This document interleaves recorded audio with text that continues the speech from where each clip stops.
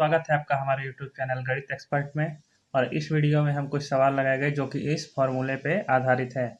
अगर किसी शहर की जनसंख्या P है तथा 8% वार्षिक दर से बढ़ती है तो n वर्ष बाद उसकी जनसंख्या क्या होगी। तो ये फार्मूला आपको याद रखना है दोस्तों। एक फार्मूला ये P है, P इंटू 1+r/100⁴n, और n वर्ष पूर्व अगर पूछी जाए तो ये फार्मूला लगेगा।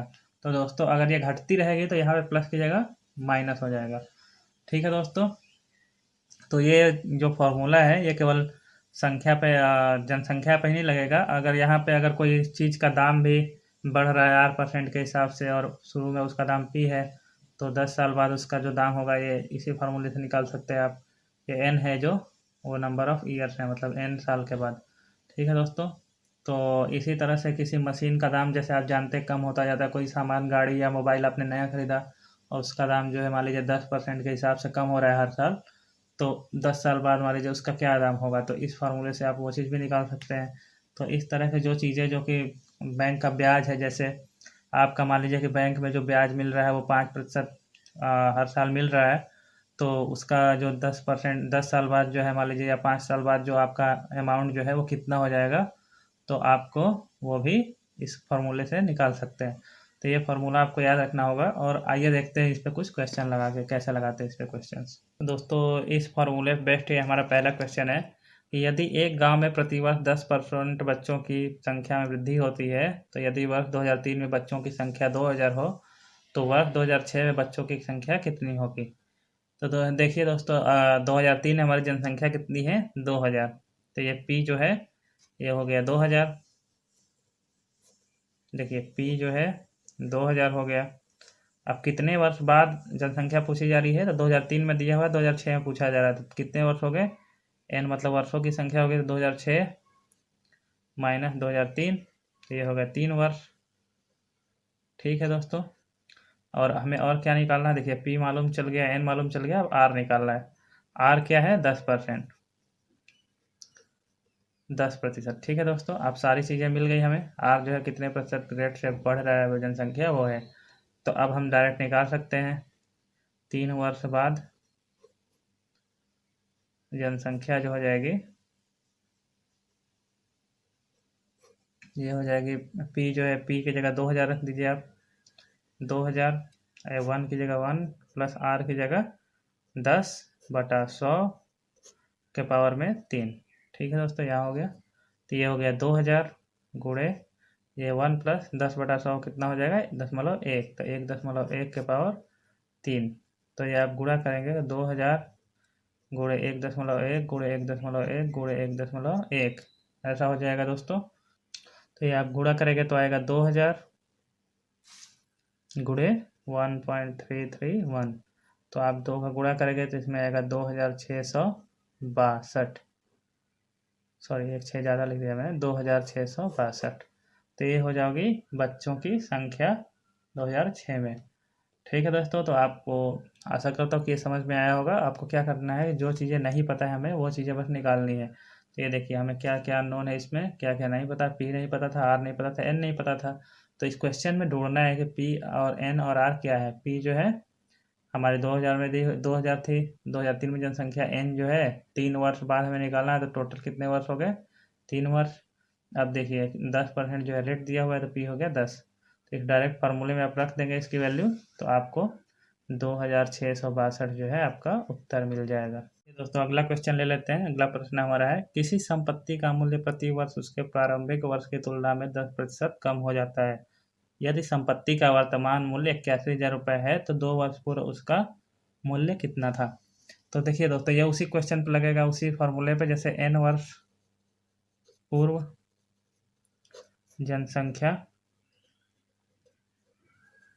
का फॉर्मूला जो था वो था हमारा P/1 प्लस R/100n।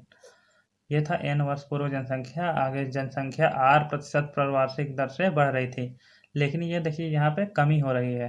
तो अगर कमी हो रही तो यहाँ पे माइनस हो जाएगा। तो n वर्ष पूर्व, अब ये जनसंख्या की जगह मूल्य है तो मूल्य लिख देंगे बराबर P/1 माइनस R के पावर r/100⁴n।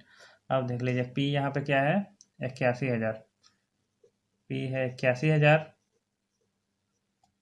वर्तमान मूल्य, और r है 10%, ये हो गया 10, n है कितने वर्ष पूर्व देखना है 2 वर्ष, तो n हो गया 2।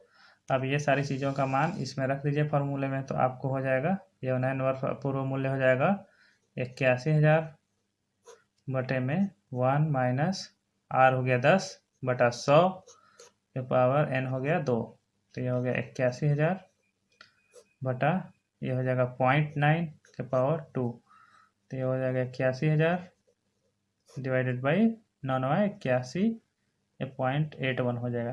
ठीक है दोस्तों, तो आप डिवाइड करेंगे अगर तो ये हो जाएगा 1 लाख। तो 2 वर्ष पूर्व उस शहर की जनसंख्या जो है उस चीज़ की जो संपत्ति का मूल्य है ये 1 लाख था, तो ये 10% के हिसाब से घट घट के ये हो गया 81,000। अगर दोस्तों आपको ये क्रॉस चेक करना है कि हमारा उत्तर सही है कि नहीं, तो आप चेक कर सकते हैं, देखिए, या आप बोल लीजिए कि अगर इसको दूसरे तरीके से आप लगाना चाहते हैं तो वो भी लगा सकते हैं। जैसे मान लीजिए कि 2 वर्ष पूर्व उसका संपत्ति का मूल्य x रुपये था, ठीक है। अगर आपको फॉर्मूला नहीं याद है तो आप लगाएंगे तो 2 वर्ष पूर्व x रुपये था संपत्ति का मूल्य, ठीक है। तो ये 10% के हिसाब से घट रहा है, ठीक है दोस्तों। तो 10% x का 10% कितना हो जाएगा, x गुणे 10 बटा 100, तो ये हो जाएगा 0.1x। तो 1 वर्ष बाद जो है इसका जो दाम क्या हो गया घट के, ये x में से 0.1x घट जाएगा, तो ये हो जाएगा 0.9x 1 वर्ष बाद घट के हो गया। तो 2 वर्ष बाद कितना हो जाएगा,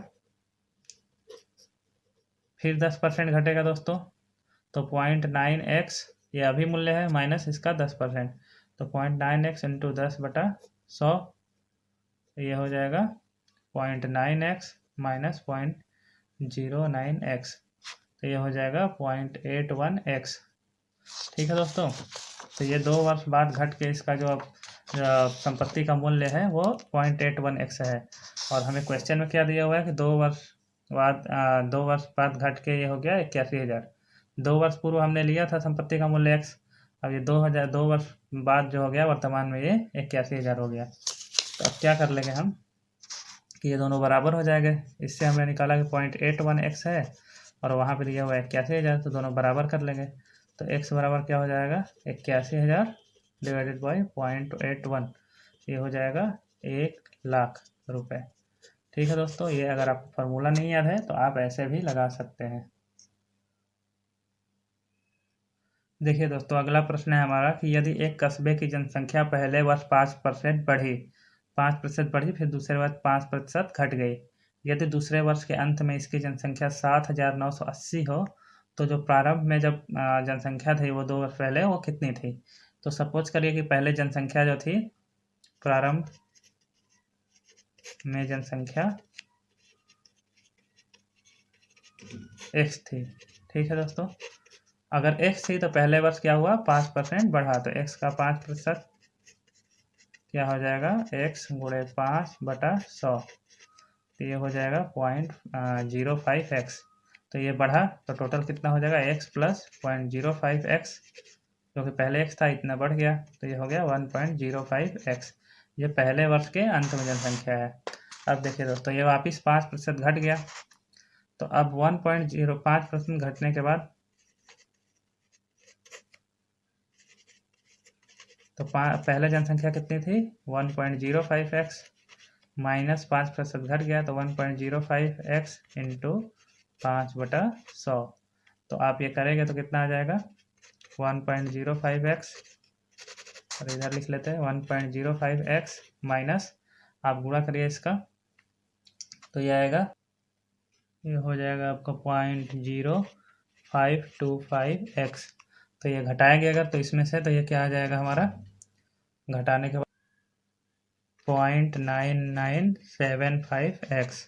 अब देखिए दोस्तों, शुरुआत में जनसंख्या ये है और नहीं सॉरी, शुरुआत में जनसंख्या x थी और अभी 2 वर्ष बाद इसकी जनसंख्या ये है, और 2 वर्ष बाद हमें जनसंख्या दी हुई है ये 7,980, तो ये दोनों बराबर हो गए। तो 0.9975x इक्वल टू 7,980।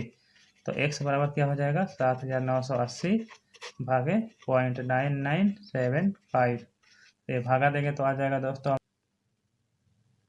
ये आ जाएगा 8,000। ठीक है दोस्तों, तो मतलब 2 वर्ष पहले जनसंख्या थी 8,000, फिर ये 5% बढ़ी, फिर 5% घटी तो हो गई 7,980। तो आशा करता हूँ दोस्तों कि आपको ये इस तरह के क्वेश्चन समझ में आए होंगे। आप चाहे तो इनको डायरेक्ट फार्मूले में रख के निकाल सकते हैं, या तो फिर ऐसे आप हर साल 5% कम ज़्यादा जो भी हुआ हो इसका वैल्यू मान के कम ज़्यादा करके ऐसे बिना फार्मूले के भी निकाल सकते हैं। जैसे यहाँ पे हमने निकाला बिना फार्मूले के, यहाँ पे भी हमने बिना फार्मूले के सॉल्व किया था। तो अगर आप समझ गए कि ये कैसे सॉल्व करना है तो आपको फार्मूला याद करने की कोई ज़रूरत नहीं है। हाँ, अगर जैसे 10 वर्ष बाद निकालना हो, 20 वर्ष बाद निकालना हो, तो आपको फार्मूले से थोड़ा ईजी पड़ता है। ठीक है दोस्तों, तो आशा करता हूँ ये वीडियो आपको समझ में आया होगा। अगर आपको थोड़ा भी समझ में आया तो प्लीज़ इस वीडियो को लाइक करिए और हमारे चैनल को सब्सक्राइब करिए। मिलते हैं अगले सप्ताह के अगले वीडियो में। Thank you.